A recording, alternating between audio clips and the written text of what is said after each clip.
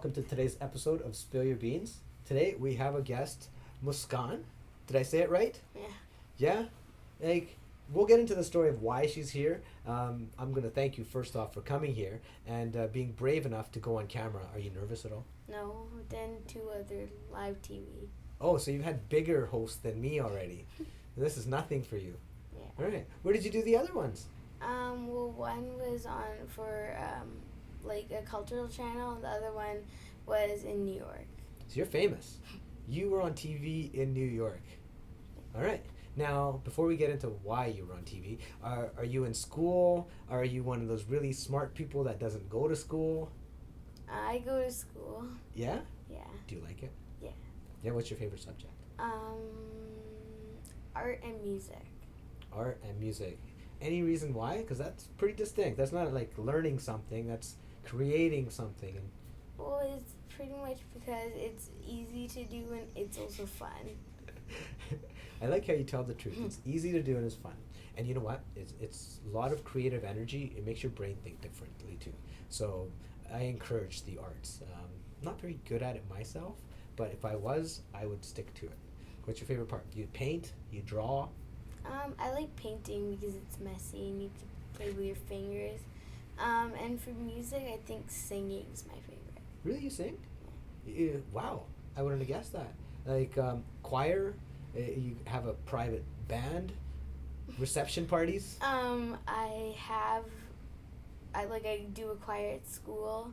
I sang once at a reception, but I don't really do that much. But So if we wanted to sign you up and come play at my reception, no, I'm not getting married anytime soon, but would you come and sing for us? sure. Really? We got it on camera. She said she would. All right, I'm going to hold you to that. So what school are you at? I go to Southridge. Southridge. What grade? 5. Grade 5? Yeah.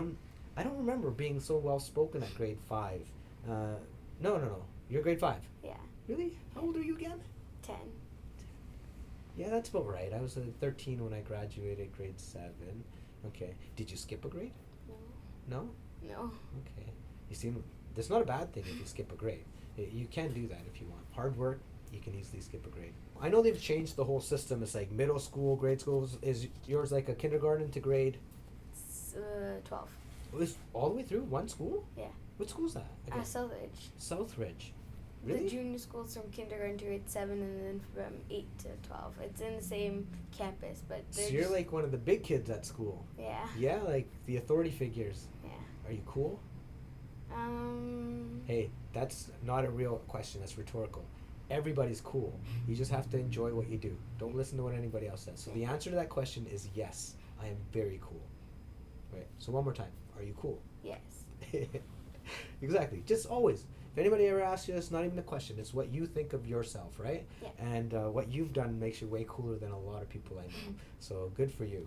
Now let's get into that. Why are you here today? Because I wrote a book called 365 Days of Gratitude. Oh, what did you do? I wrote a book called 365 Days of Gratitude. My attitude of gratitude. Your attitude and gratitude. Can I see that for a second? Well, folks, when we get back, this is what we're going to talk about. Now, before we went away, we were talking about Muskan's book, 365 Days of Gratitude. My attitude of gratitude. Okay, now, before we get into the book, what made you write a book? So it started to me when my grandmother brought a flyer from our temple, and I'm Punjabi, so it's a Gurdwara. And I couldn't read anything because it was in Punjabi, and the only thing I could read was October 20th, and that's my birthday. So I was like, yeah, they're doing something on my birthday. So I took it to my mom, and I'm like, what does it say? And she looks at it, and she puts it away. So then the next day I brought it up to her, and I said, Mom, what does it say? And she looks at it, and she puts it away. I was 6 years old, so I just keep bugging her and bugging her and bugging her until she told me. So then I took it to her the last day. I sat her down, looked her in the eye, and said, what is it? And she said that it was about gender inequality and that people were raising awareness that it was wrong. And I said, then what? And she says that then some people kill the girl in the womb so they don't have a girl. So I ran upstairs and I started crying like crazy. Then I wiped my eyes And I said, you know what? I'm going to do something about this. And she says, okay. So then the next day at school, I went to, like, the teacher who does the she organizes the fundraisers. And I said, I want to do it about this. So then she called home and she's like, do you want me, she's like, is this okay? And my mom's like, yeah, go ahead. So then that's how the idea sparked that I want to help. So then 2 days later, Malala came on Global Girl, like, International Women's Day when they conceived it, and she got awarded with the Nobel Prize. And I asked my mom, what's that? What does that mean? And she just, like, she did something really good and she got a prize for it. So then the next day we went to Chapters because I was killing some time between my activities, and I saw Malala's book there, and I'm like, get it, Mommy, get it. And then she's like, okay, so she got it. And then she started reading it for me, and it was really scary of the things that she went through because they were so harsh and how she got shot. And so I got really scared. And after I raised money by selling popcorn and bracelets and all my birthday money that I donated, then I still wasn't happy because I thought, being a girl, she got hurt, I'm going to get hurt too, that I was scared. So then I started looking at everything negatively and looking at the world like it was a bad place and like never is anything going to be right.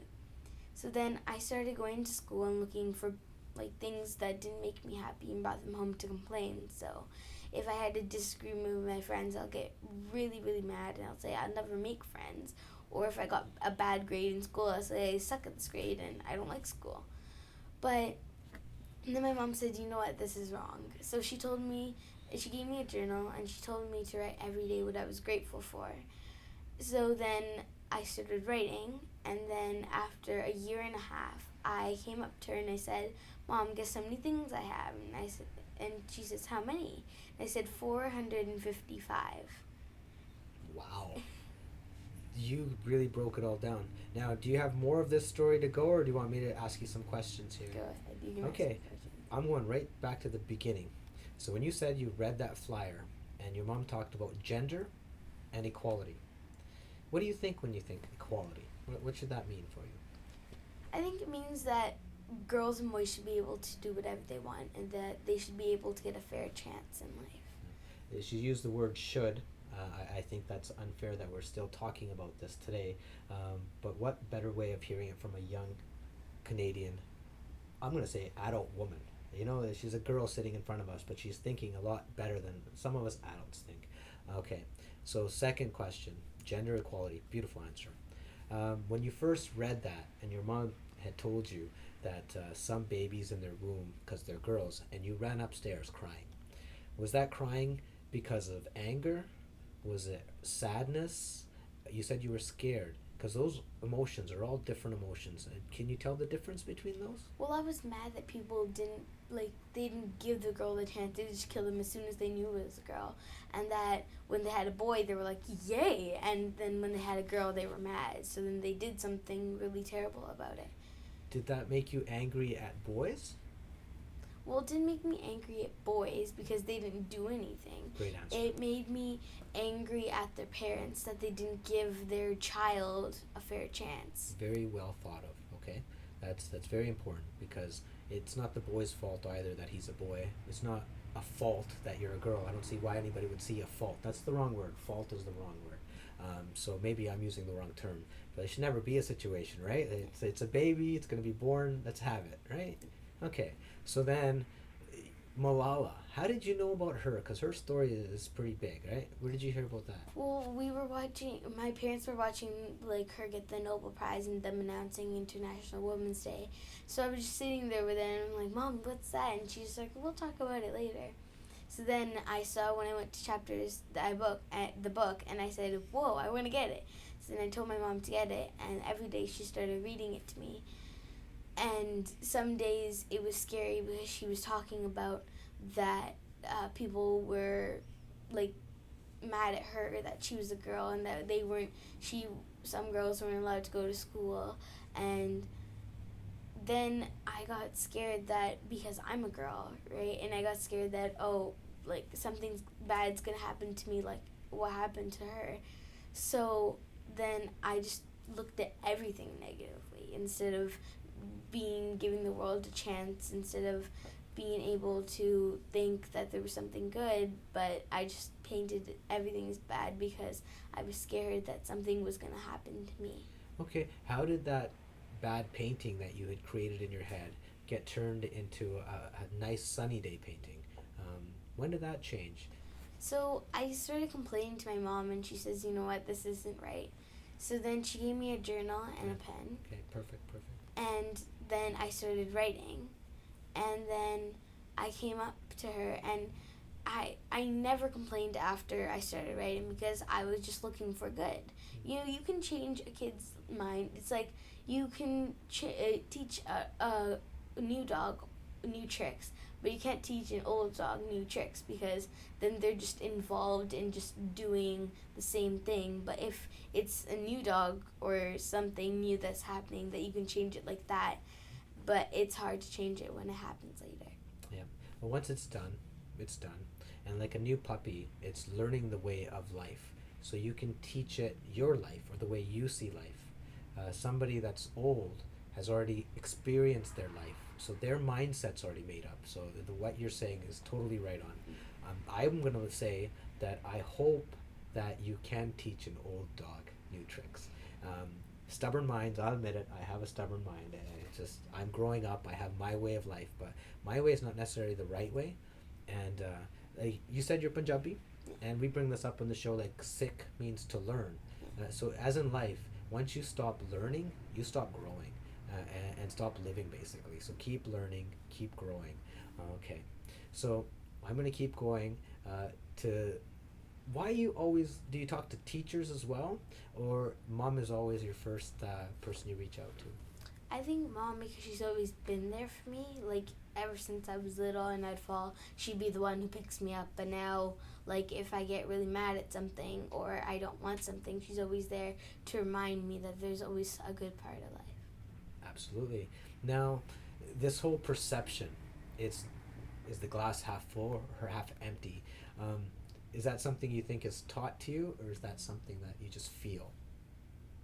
That's a tough question. You don't have to answer. I think it's both. Like, it came to me, but it was also taught. Mm-hmm. Like, because you can never stop learning, like you said, but there is some times where it just comes to you, but there's a lot of times where you can learn from people who are older or younger than you. Yeah, I think learning is from anybody. Here's a funny question for you. Do you think everything happens by chance, or there's a reason that everything happens? I'm going to lead somewhere. I think there's a reason that everything always happens. Okay, just like you watched Malala on TV, and then at Chapters you happened to see her book. You think that was a chance, or is it meant to happen? It was meant to happen. Absolutely. I agree it was too. And so what are you going to do next? We'll talk about the book later. Now that you got this book out there, what else are you wanting to do? I want to be able to tell people around me whose minds are closed that you can open them and be able to do something better or do something and learn from it, and to share my message of gratitude, love, and compassion, and to love everyone, no matter what. Love, compassion, and gratitude. I read that over and over on your website. It's stuck with me as well. And you're going to know where the website is, read all about that too. But yeah, beautiful words. In that sequence or in just any order? Love, gratitude, it was last in those three words, and compassion. Can it be in any order? Yeah, No. love has to come first, or gratitude has to come first, or at any point? Gratitude has to come first because you're grateful for everything around you, but then love can come because you can love the things around you. And when you have love, then you can be compassionate towards those things. Can you repeat that? That was beautiful. First comes gratitude, and you're grateful for everything, and then comes love, and then comes compassion, because then you love everything, and then you can have compassion towards it. So loving something makes you appreciate things, makes you feel what they're feeling. where did you grow up so fast? What's going on here? What am I missing in life? That's beautiful words. I'm proud of you for saying something or knowing something like that. Okay, now I'm going to backtrack again. And we were talking about the story. You had gone away and your mom had given you a book. Now, the book you were writing in, do you find that's like talking to somebody? Like you writing in the book, is it helping you get your emotions out of the way? You know what? Can we talk about this after commercial? Sure. Thank you. We will. We'll be back. Welcome back, folks. And just before we had gone, we were talking about writing. And so I'm going to phrase it a little differently. So, you know when you're kind of in trouble or you're sad, somebody comes and asks you, hey, Muskan, what's wrong? Talk to me. And sometimes you're not able to talk to somebody. So do you think that pen and paper kind of represented talking to somebody? Well, I don't really think so. It was just me writing down what I was grateful for and just me changing my own mindset by writing and remembering what I was grateful for and being able to go back and look what I was grateful for to remind me for when I'm sad, then I can go back and remember what to be grateful for and what I was grateful for in the past and things that I could be grateful for now. That totally makes sense. I see. I was looking at it from the other angle of you writing negative stuff, but you're writing positive things, things that make you happy. And so you're able to go back and see it. Oh, there's so many more good things in life than there are bad. It's funny how we always focus on the negative, eh? It's just human nature, I guess, or it's just instinct. I don't know.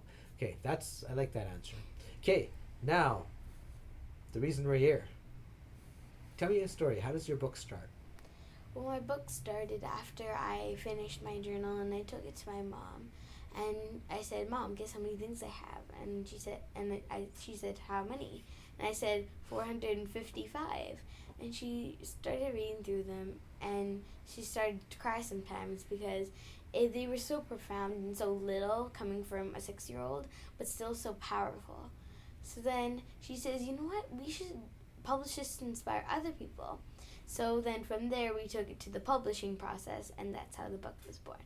Okay, so why do you think some of the things were so profound and powerful? Well, I think coming from a little kid, you're grateful for, like, one of my favorites is I'm grateful for ice cream.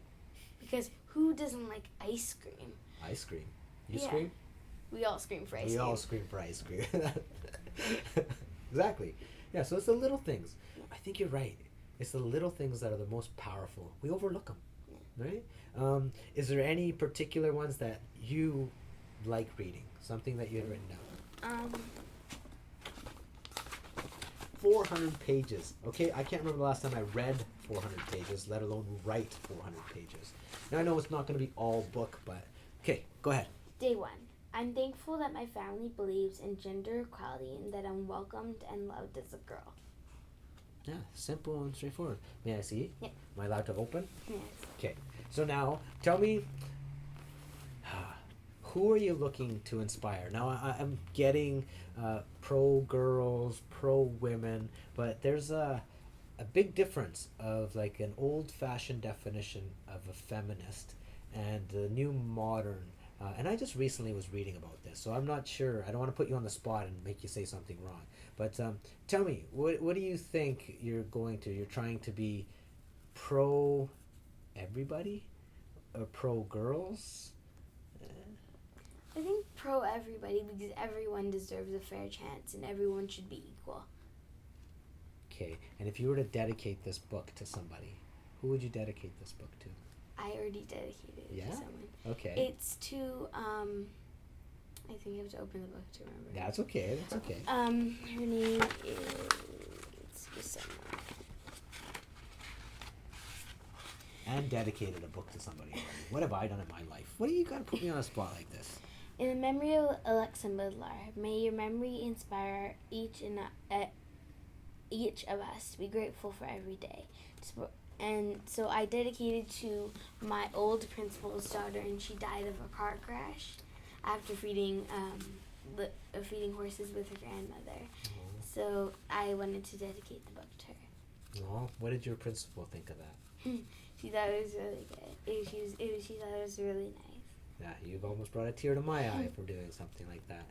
Now, you have close friends and family and people that have influenced you in your life you could have done it to. And you went for an outsider's daughter. Did you know the daughter?